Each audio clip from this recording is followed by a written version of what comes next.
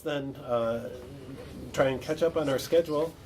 So the next session is on the uses and limits of class analytics for Indian politics, and Gabby Crooks-Wisner is going to lead the discussion. Gabby? Great. You're not doing dominant cast? Oh, I'm sorry.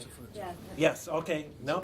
That was picked up, right? Kalei, go ahead. Yes, stick on schedule, don't listen to the man behind the curtains. Yeah. Okay. Great. So I really enjoyed reading this chapter because it felt very timely. It raised a lot of questions about the patterns of rural mobilization that we see unfolding in India right now, but it also made me think a lot about recent election results in Gujarat in particular, and by-elections in Rajasthan just this past week, and so it raised a lot of really kind of salient, very timely questions.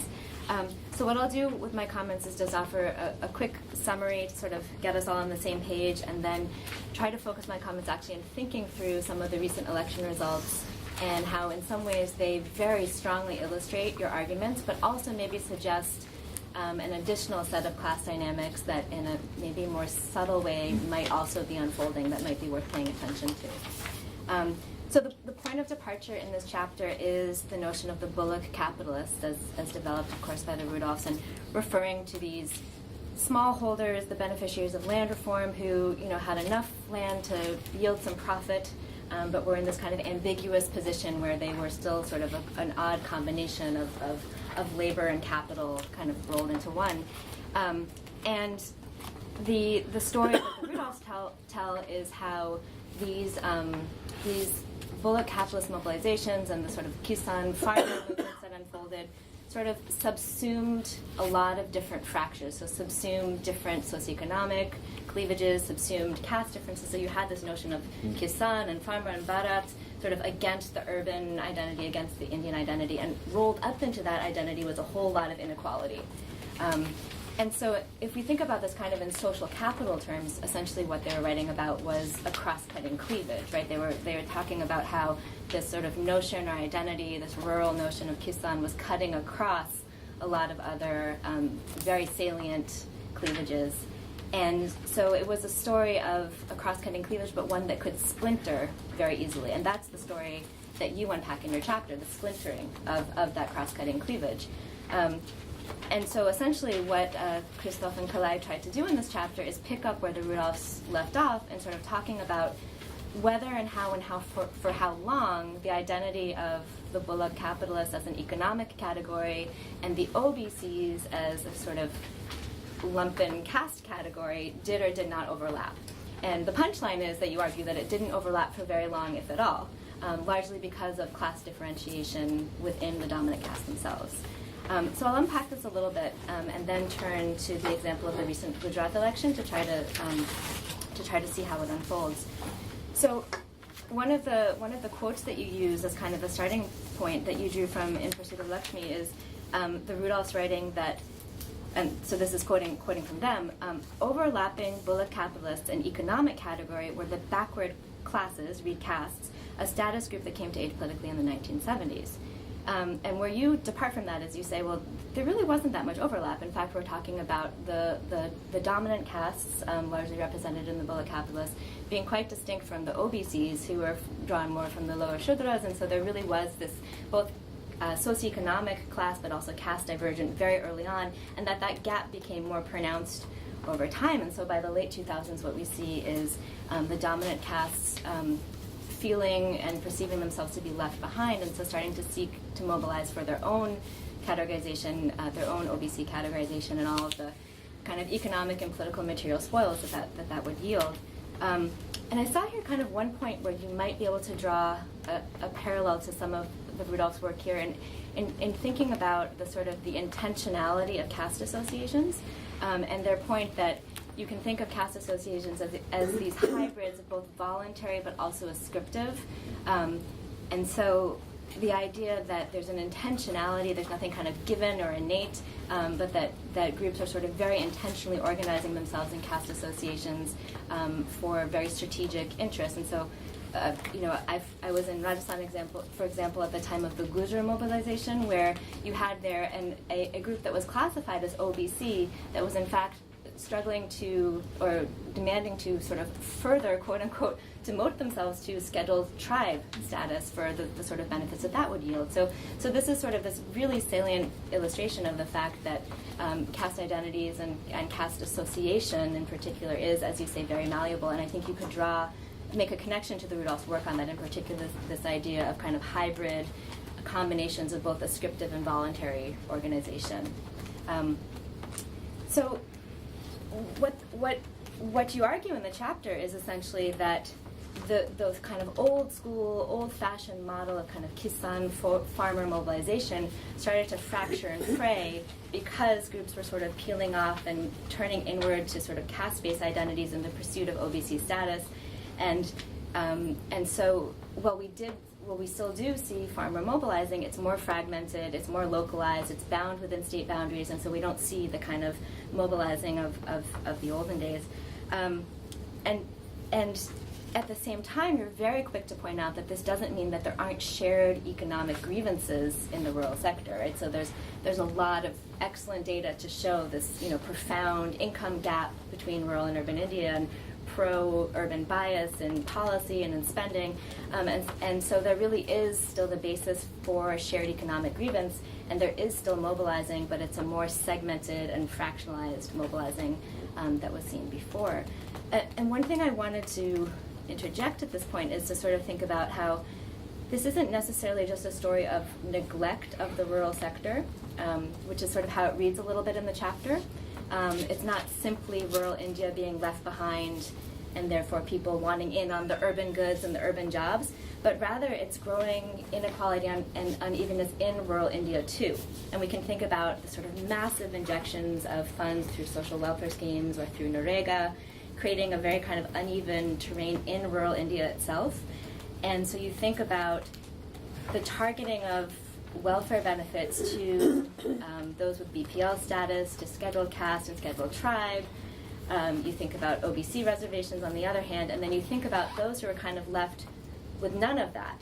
And so it's not necessarily a story of a lack of targeting of resources or sort of blanket neglect of the rural sector, but rather a really uneven engagement with the rural sector, which leaves certain portions of the population left behind in material terms, and that's in particular the groups that you are writing about here, and it's those who are sort of most likely to then start to mobilize and agitate for their own OBC status. So of course your chapter is much more nuanced than that, because you also then make the point that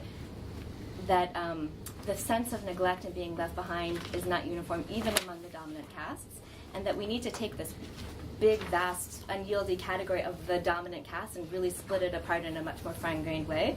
And so really fascinating data where you start to disaggregate sort of the bottom half of the income distribution within the dominant caste and compare that, and you start to show this sort of massive and looming inequality, socioeconomic inequality among the dominant class themselves. And so it really is those who are in the lower brackets of the income distribution among the dominant castes who are seeking the caste-based mobilization, seeking reservations that you describe. So what I'd like to do, though, is hone in on the two questions that you end with in your very last paragraph, which maybe is a little bit unfair because you end with them as questions, but I want to pick up on them and then maybe add a third question of my own. So the two questions at the end are, will this differentiation of the dominant castes along class lines result in a weakening of caste solidarity? Will caste remain the most relevant unit of analysis for understanding electoral behavior? And so to that, I'll add a third and also unfair question, right? Is if we do see a weakening of caste solidarity, the question is why? And I was thinking about this and thinking about that it can really unfold in a couple of different ways. So the first is class differentiation, which is what you describe, among the dominant castes, leading to a weakening of caste solidarity, and that's precisely what you've described in the chapter. But the flip side to that is we can think actually about the emergence of new class solidarities. So not just differentiation, but solidarities that could subsume caste divisions on the basis of shared economic grievances, but not necessarily the same economic grievances that sort of fell under the identity of Kisan or farmer in the 1970s and 80s. And so let me illustrate what I mean, the sort of, on the one hand, caste differentiation, and the other hand, caste solidarities, and how both of those can serve to fracture caste identity by thinking about the Gujarat election. And I just want to take the example, it's one you picked up briefly in the chapter, but of Hardik Patel, who, if everybody remembers, is the 24-year-old, or is he 24, 25, something like that, very young activist in Gujarat. He came to prominence in 2015 as sort of the leader of this sort of up-and-coming movement among Patels demanding OBC status. And so in some ways he illustrates exactly what you guys are writing about. It's Gujarat, so there's this profound kind of urban bias. It's this dominant caste group, former bullock capitalists seeking OBC status. So it sort of perfectly illustrates your story. And yet, if we sort of fast forward to 2017 and this most recent election, there's this perhaps subtle shift in the language that was being used. And I'm drawing here on some of recent reporting by Nilan Sirkar, who's at CPR. And so he had a piece recently where he talked about how the rhetoric that was being used by young activists like Hardik Patel or others in the Gujarat election actually pointed to an emergence, a very tenuous emergence of new class solidarities. So not just class differentiation, but new class solidarities. And so he had this quote, and I'll read it out quickly. It was in The Hindu, an interview that Hardik Patel gave in The Hindu, and he said, not one section is happy with the government here, except for a tiny one being led by the BJP crony model. There are no jobs for the youth. Farmers are crying for better prices. The law and order situation has worsened. Education is expensive. And so the point here is that he's not making Patel-specific demands. He's making these broad, cross-cutting demands on economic grievances. And others like Alpesh Thakur, who was just elected on the Congress platform, was using similar language. So he had a quote in an interview in The Wire where he says, he's talking about things like public education, farmers in crisis, and then he asks, are any of these specific to one particular caste group? We have raised issues concerning Gujaratis from across castes, about the poor and backward people. We're fighting for real issues. And so in this most recent election, a lot of these same figures who actually mobilized in exactly the way you described in your chapter started to shift their language a little bit. And maybe we shouldn't read too much into it because, of course, the BJP prevailed in the end. But it does suggest that there was at least a moment in the run-up to the elections where class was playing a role, not just through the differentiation that you described, but actually by, at least for a moment, creating a language that suggested the potential for new solidarities that cut across caste lines. So I guess I'll end with that and see what you have to say about it, but just to suggest in sum that, yes, class is playing a dramatic role in shaping caste politics, but it can both fracture and unite, and it sort of raises these interesting questions about when do we see class solidarities, when do we see class differentiation, and that both of those in different ways are shaping how caste politics are unfolding. Do you want to respond? Yeah. So, I begin from the last command, actually, which is very tough, but I try to see. Definitely, in the Gujarat context, definitely it's some sort of low caste, lower class coalition emerging. It became very visible in the 2017 election, the latest election, became very visible. But what is missing there, whether it can go beyond the caste identities, what is a common narrative which can connect all together? For instance, here the three persons which represented the low caste, low class coalition some way of Hardik Patel is the bottom section of Patels, which I mentioned the 60% of the Patels, and you have Alpesh Thakur of the lower OBCs. Then you have Dignesh Mewani, who is another person who is a Dalit thing. So all three came in a way, which is somewhere is the building up of a coalition. But what is missing is a common narrative which can connect to all this. What is the narrative which would connect to? Which is a class narrative? Is there an umbrella category which could, for instance, the BJP other way uses, say, as a Gujarati Asmita, which is a category which connects the growth beneficiaries, new middle class. So whereas what is the common line here which can connect? That's something question that we need to think through. Then question of weakening caste identity, class differentiation became very sharper, particularly in the post 2000 to 2010. That is the time that internal differentiation became more sharper, because in the data I've shown that data from 2004 to 2011-12, which is the period you had a double-digit growth, and also see the clear class division within, particularly in the dominant caste. It's clear, but the articulation, when the mobilization happens, the articulation took a caste shape. It's unlike earlier the Kisan politics, where here it took a quota politics. So, but the question again, that's where comes. We also mentioned in the chapters in one of the second session, third session, of what is the durability for the demand groups, which say of Rudolph used the demand. It is a short term, whether it's here, because the short term demand association not working out here. The state is not responding. If you look at the range of demands, even the BJP owned organization called PKU, the Bharat Kisan Union, tried its best in terms of negotiating with the states to get certain rural goods for the farmers. It's completely, the state was not responding to. At max, the state responded to the farmers' crises in terms of loan waiver, that took partly loan waiver in a certain states. But there was no, the Kisan politics completely failed in terms of consolidating and putting a pressure on the state to get its own, so unlike it worked in, say, in 80s and the previous, when the Kisan politics was in its peak.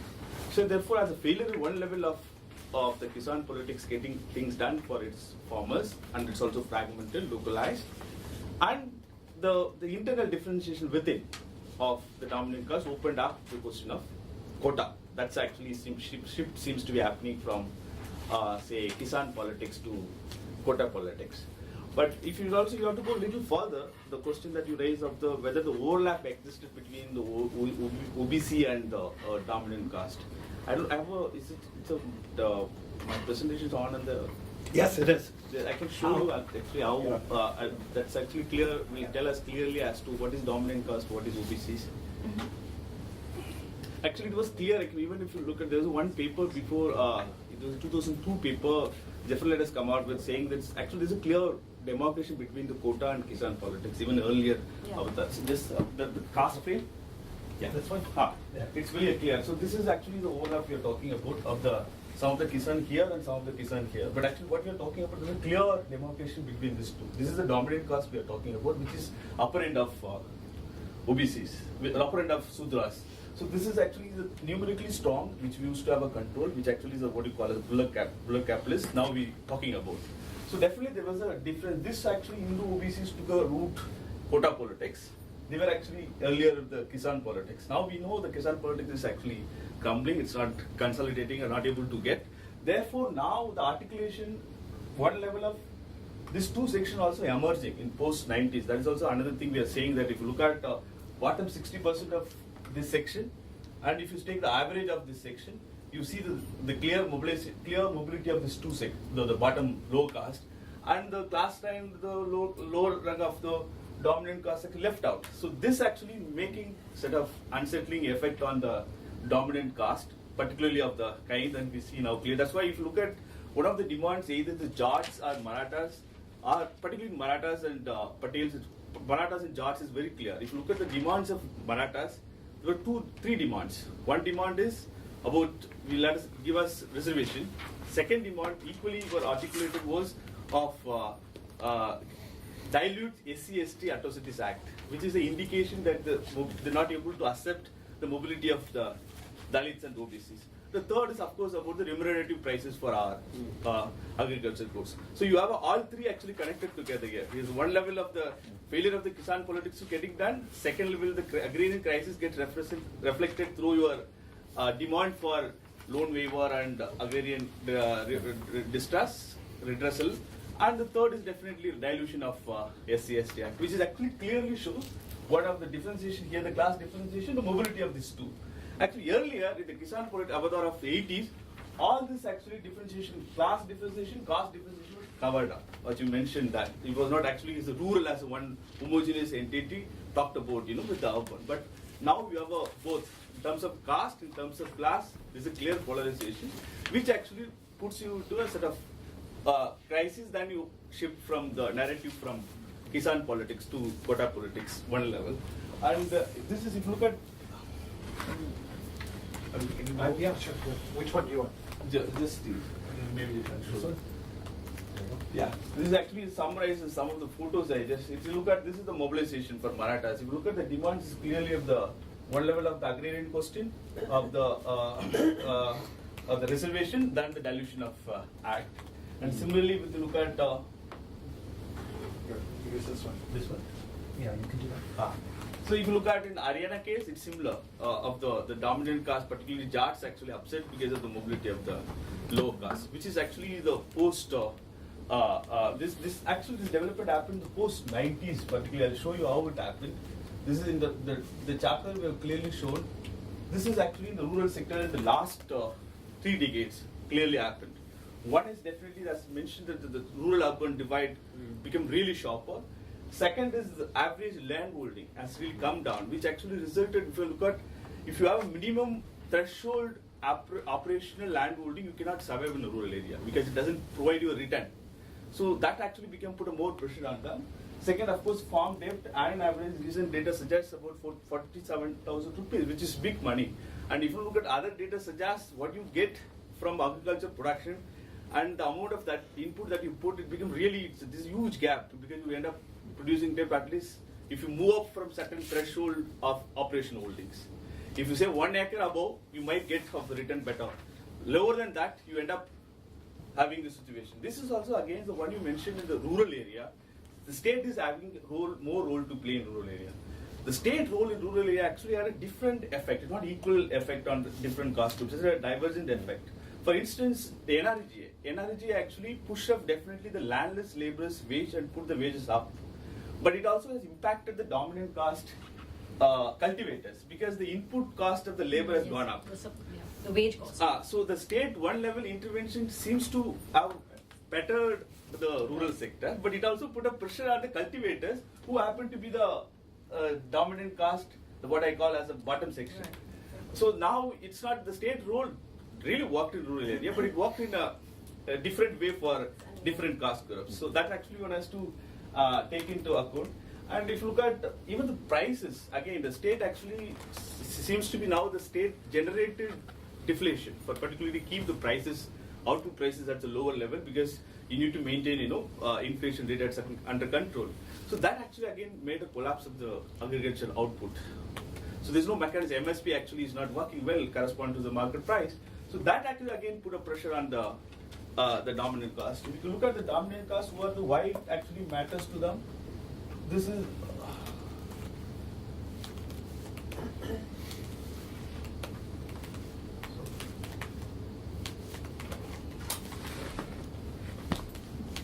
So who are these cultivators? If you look at rural India, in the 3 regions, if you look at, almost in, in Maharashtra, almost 67% of the Marathas are still cultivators, which you can connect to the 60% of what we call as the lower rung of income group that we actually divided among the class lines. Similarly, if you look at Patels, again 40% of the cultivators compared to any other groups. Similarly, if you have a Jats, almost 67%. So when you have 67% of cultivators whose average holding size is lower and their income is collapsing with the change that is happening, so actually this all put a pressure on because the size of the dominant group is bigger. As you know, any other caste group, single caste cluster, almost in each state it works out to be roughly 15 to 20%. Depends. In Maratha's case, it's much more. Maharashtra is much bigger than that. So this actually the class differentiation at one level and the caste mobility of the lower caste, the another level together put a pressure on this dominant caste, shifting the narrative from what you call as a Kisan politics to now quota politics. That some level actually summarizes. I mean, we have other data. Maybe we can talk about more details. Okay.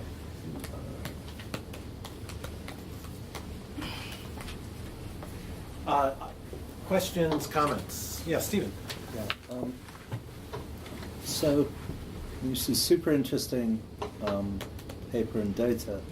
I wanted a bit more on how class differentiation and increasing class differentiation influences political action, because the assumption is if you're facing pressure from below and that you have increasing inequality within your group, that's going to lead to the kind of political action that we see.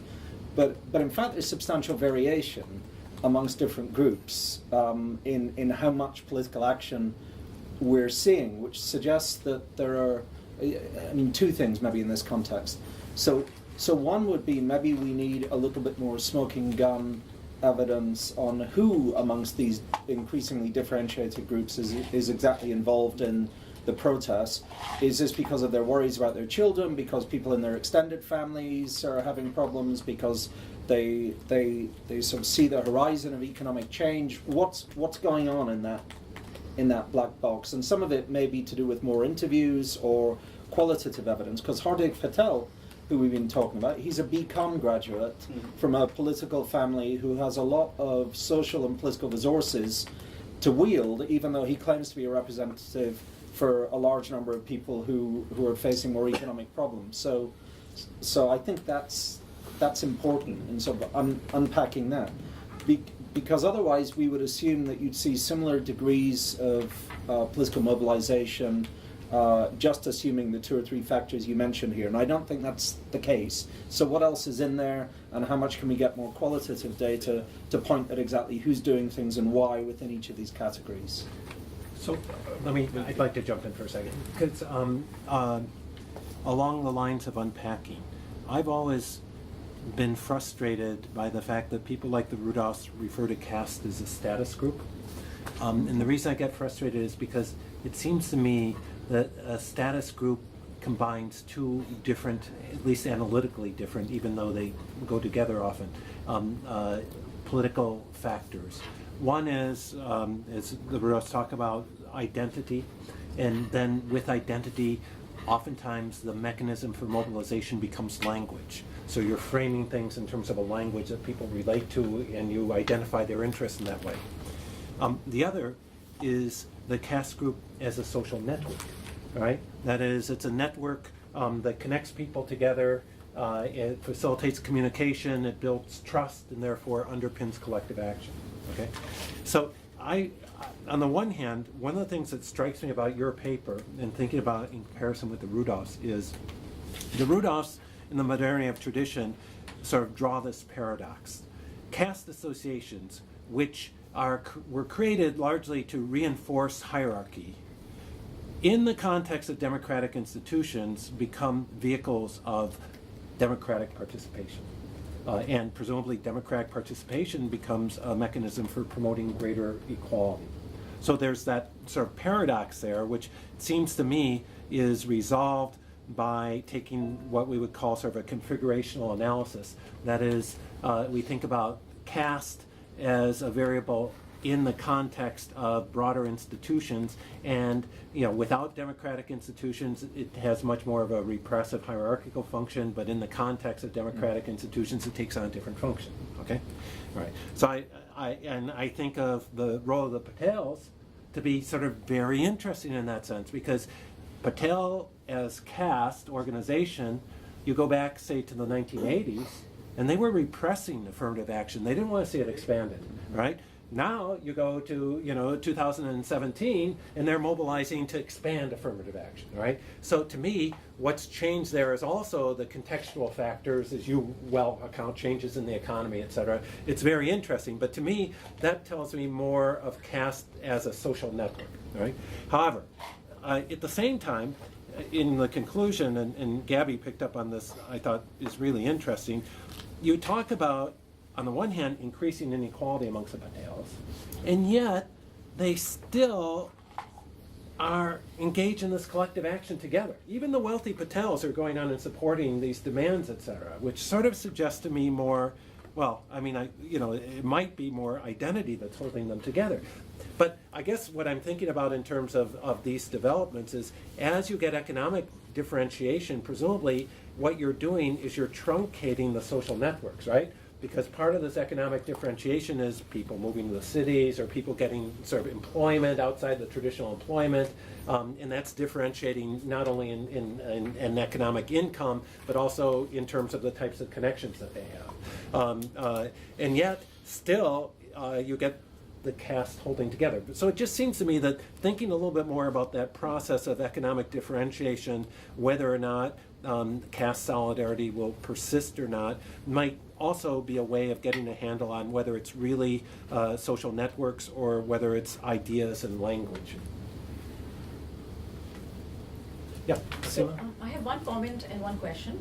So, my comment is that I actually recently did a paper on why has development become a political issue in India. And I think what I argued was that we need to, William Riker had this theory of a new issue space that has emerged in Indian, and you could, in generally parties, introduce new issues. And I think what is common in Kisan politics and quota politics is the demand for some public goods.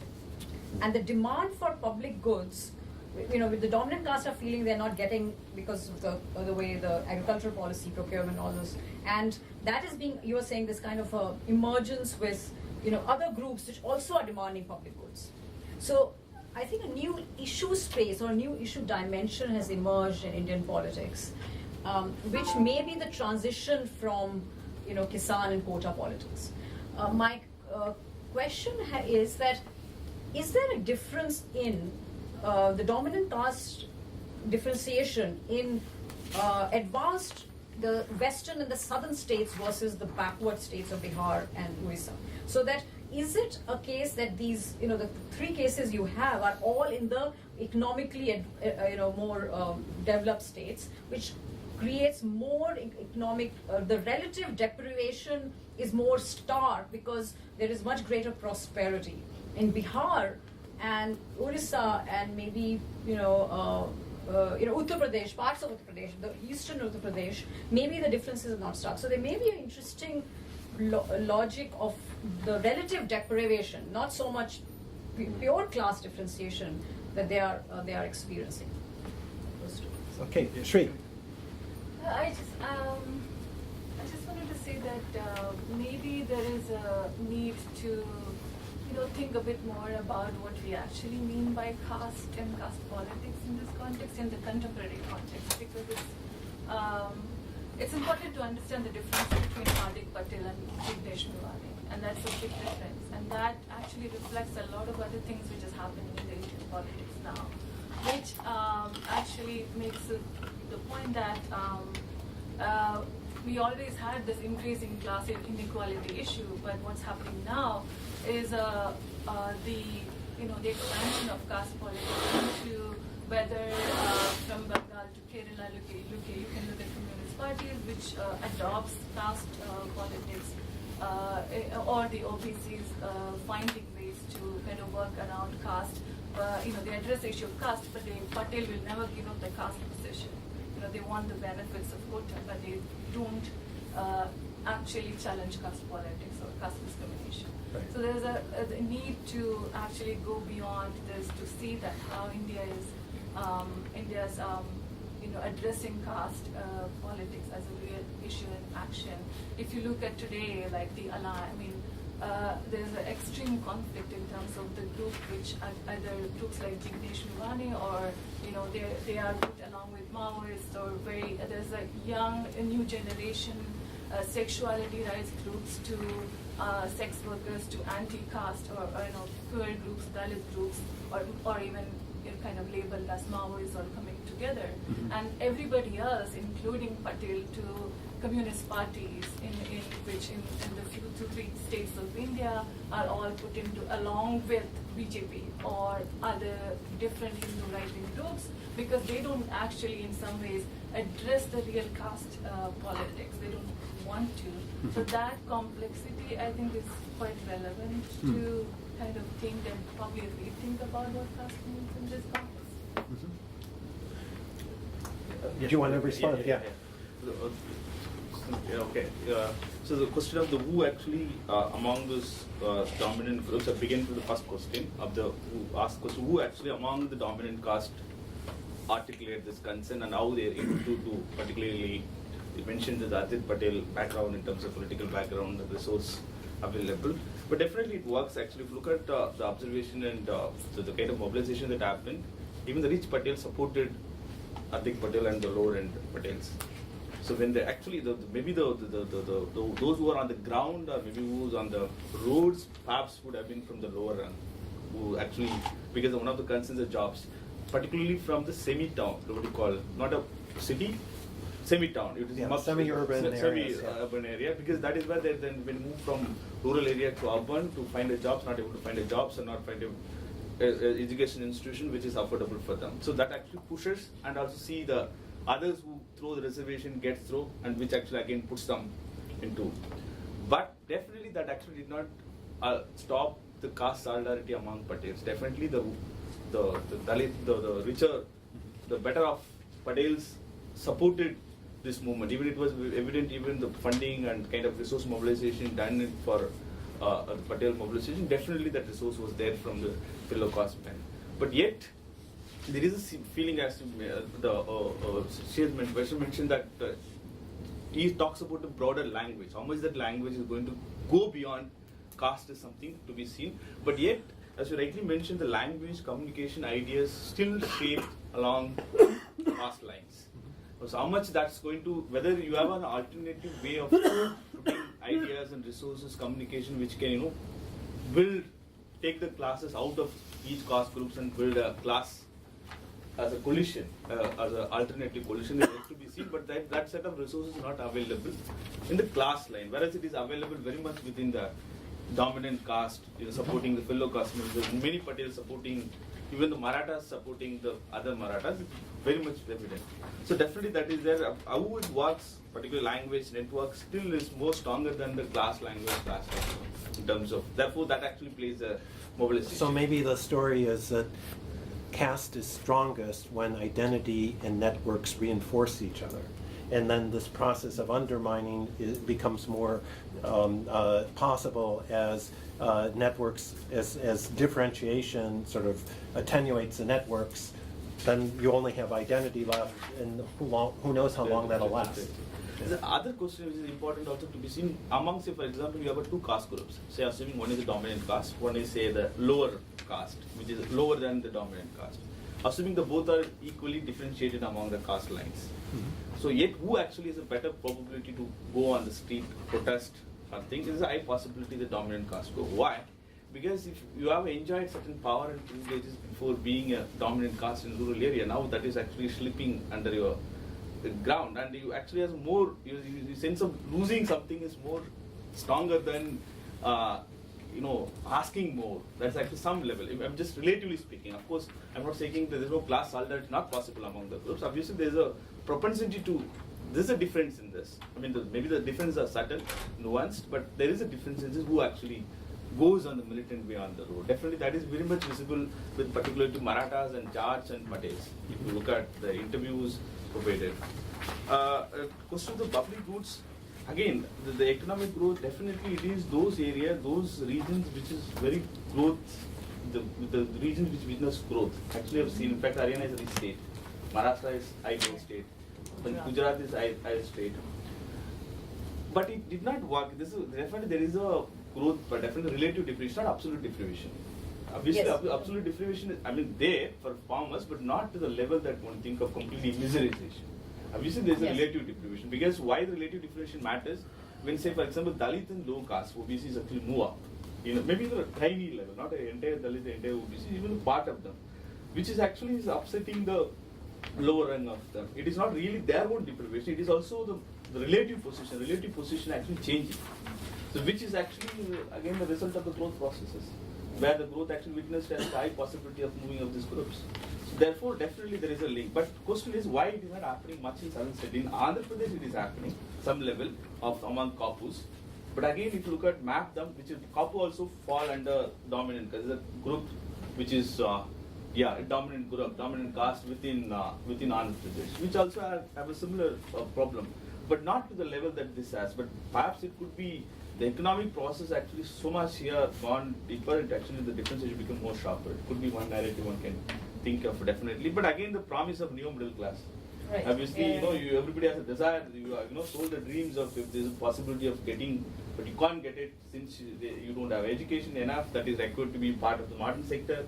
Second, even if you have education, you are not sure that you get a jobs that you decide you wanted to have to be part of the new middle class. The insertion into the global economy is also creating that sense of Generated expectations, yeah. generated Ex- expectations, and that expectation, the growth actually, Revolution of actual, rising expectations. expectation, the growth actually doesn't give you that, retain that. But would you say that those states that are growing fast, because we've been talking about differentiation amongst the dominant caste, but the other thing that's going on is the lower castes are getting more social mobility at the Right. time than the bottom of the dominant caste is going Yeah, down, yeah. and that's one of the Right. key things. Yes. So maybe it's the That's- dynamic Yeah, yeah. states, the dynamic states.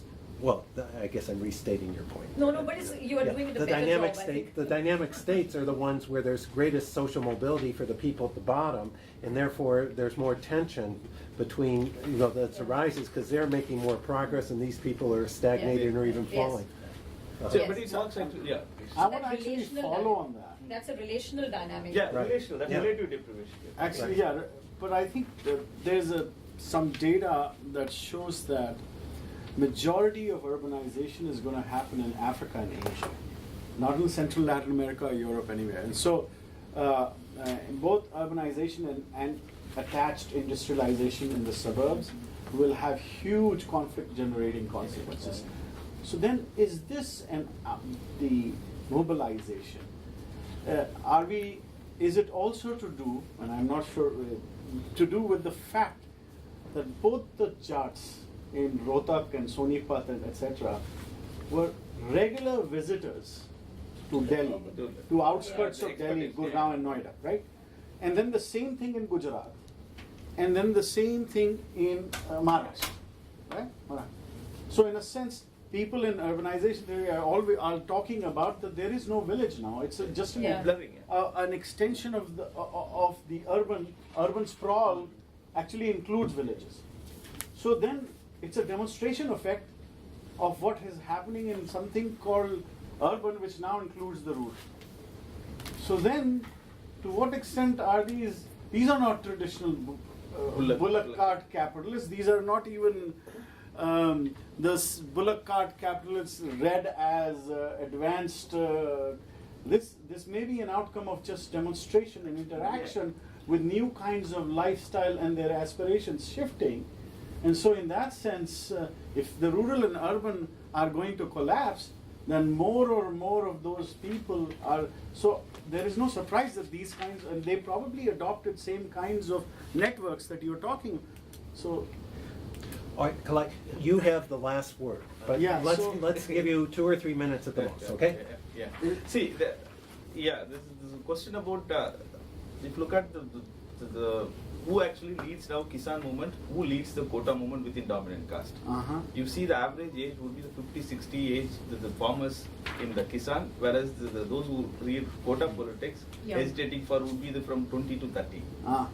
So which actually is a reflection of where it is, Jobless growth. Job growth, urbanization, promise, middle class is the Right. second one, which is the earlier one, remunerative price, agriculture, land, bullock, all that is the Right. the thing. So now what is going to go after, whether it's going to merge, is there going to be solidarity, the class solidarity is a question to open to. The last question I didn't miss that is Jignesh Mewani is different from others. Definitely, but one thing also is to be seen, Jignesh Mewani phenomenon also has to be seen, even if you look at even the recent crisis, say in Marathas, what is the recent violence happened in Goregaon, right? Goregaon, Right. the big thing happened. It's also again some level of mobility of the low caste. It is not really one level of again you see even if Dalit mobilization has changed now what Dalit mobilization 50 years before or 20 years before. It is no more of asking quota or maybe rights in the government sector. It's more of now recognition. This is Dalit movement, it's a new set of movement. It is also willing to maybe connect to other caste groups. But it is also result of certain level of mobility of among this. Maybe a tiny middle class, but definitely a middle class which could provide that resources for Jignesh Mewani to articulate those concerns. He is actually the articulation of those of the reason that within this Dalit group who came out. But just to be clear, he represents a very different constituency, Yeah, right? I definitely. mean, yeah. Yeah, that is. I'm keeping that aside. I'm saying why it became possible. Why not Jignesh Bhiwani did not, come as say 20 years before, 10 years before. Why actually came in 2017? Maybe it's a one Una incident. That the incident happened as a one spark. Obviously, there's an underlying churning was happening. It actually gets reflected through that particular event. Right. So therefore, that definitely keeping the right difference. But there is a change is happening. Even the caste equilibrium and how it unfolds has to be seen. The change has to be seen when you understand all these events and protest. Yeah. So we could continue talking about these issues of agrarian mobilization, and we will. So let's